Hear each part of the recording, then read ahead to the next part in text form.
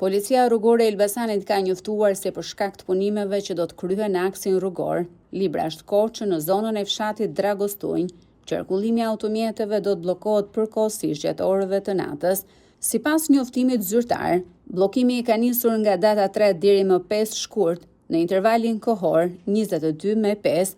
Gjatë këtyre orareve aksi rrugor do të jetë i pakalueshëm për të gjitha mjetet, veçanërisht për automjetet e tonazhit të rënd.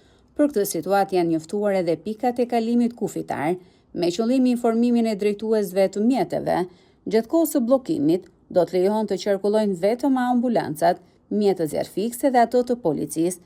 Si rrugë alternative për mjetët e vogla, autoritetet bëjnë me dije se do të shërbejë aksi Malish Lozhan Moglic Gramsh në drejtim të Tiranës dhe Anasjeltas. Para 3 ditësh në zonën e Dragostunjës një shembje masive gurve dhe dherave bllokoi qarkullimin në këtë aks për rreth 7 orë, ndërsa me mijëra automjete u detyruan të prisnin në radhë.